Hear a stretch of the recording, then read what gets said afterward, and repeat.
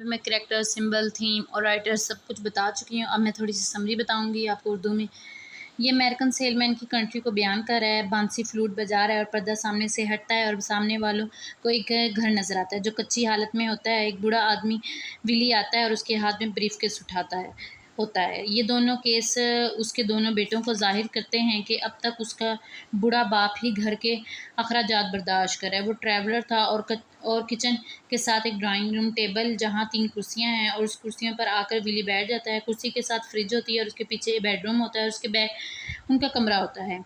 और वो आकर लैंडा से पूछता है कि बीफ और हैप्पी कहाँ हैं? तो वो बताती है कि कमरे में सो रहे हैं। ये नहीं है कि बीफ ने जॉब नहीं की, उसने की लेकिन उसको निकाल दिया जाता है उसकी लापरवाही चोरी की वजह से। इससे पहले बीफ और उसके फादर की जॉब पे लड़ाई हो चुकी थी। अपनी माँ-बाप की बातें सुन रहा होता है और बीफ को गुस्सा आ जाता है। हैप्पी उसे खामोश कराता है तो कोई बात नहीं, वो बाप हैं और उस पे फिर बांसुरी की आवाज़ सुनाई देती है तो वो पास में चल जाते हैं। और हैप्पी तो जॉब कर रहा है लेकिन बीफ बेरोज़गार है। हैप्पी आता है और अपने बाप की बात करता है और उनको रिलैक्सेशन कराता है और फिर चला जाता है और वो खुद से बातें करने लगते हैं। तो बीफ और हैप्पी जाकर माँ से पूछते हैं तो माँ कहती है उससे कोई नहीं, कई साल से उन्हें ये प्रॉब्लम है क्योंकि वो थक चुके हैं। और वो अपनी वाइफ को कहते हैं कि तमाम विंडो खोल दो और चार्ल्स को आने दो। तो उसको लगता है कि उसका भाई आ रहा है और वो उसको सोचता है कि वो अपने भाई के साथ चल जाता है क्योंकि क्योंकि यहाँ से जाने के बाद मुकम्मल तब्दील हो जाती है उसके भाई की लाइफ और वो बहुत अमीर हो जाता है। हालांकि उसका भाई मर गया लेकिन उसको फिर भी वहम हो रहा था कि उसका भाई वहाँ से आ रहा है, दरवाज़ा खोल दो। लेकिन वो लैंडा से कहती है कि अपने बॉस से बात करें, आपको ट्रैवलिंग का काम ना दें बल्कि कोई ऑफिस का काम दे दें। लेकिन विली कहता है कि मेरा बॉस मेरी बात नहीं मानेंगे। लेकिन लैंडा कहती है कि एक बार बात करके तो देखे।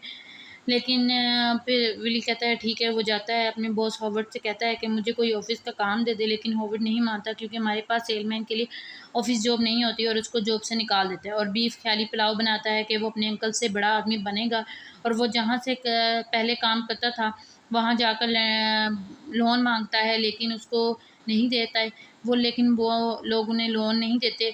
और विली खुदकुशी करने की बहुत कोशिश करता है। एक बार वो ट्रक का एक्सीडेंट कर देता है, बैटरियों का पाइप से करने की कोशिश करता है और बहुत सारी कोशिश करता है कि हैप्पी के बहुत सारे अफेयर्स होते हैं और विली को उसके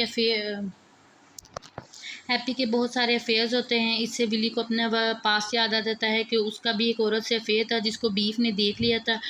हालांकि इससे पहले बीफ और उसके जो फादर थे उनके बड़े अच्छे ताल्लुकात थे बेटों के। लेकिन जब बीफ ने अपने फादर को किसी और औरत के साथ देखा तो उनके ताल्लुकात ख़राब हो गए और वो घर आता है तो लैंडा कहती है कि तुम्हारा बाप कहाँ है? तो वो कहते हैं कि तुम्हारा बूढ़ा बाप सो गया है और तुम उन पर बोझ ना डालो। तो वो दोनों मान जाते हैं। एक दिन विली हार्श ड्राइविंग करते हुए मर जाता है और वो मरते वक़्त उसके पास सिर्फ़ उसके 2 बेटे, 1 बीवी और वो खुदकुशी सिर्फ़ इंश्योरेंस की रकम के लिए करता है क्योंकि वो अपने घर की किस्तें नहीं दे पाया और वो अपना घर बनाना चाहता था इसलिए। और वो कहता था कि एक दिन वो अपना घर ज़रूर बनाएगा लेकिन घर में फ़र्द नहीं होगा और उसने ये सच करके दिखाया।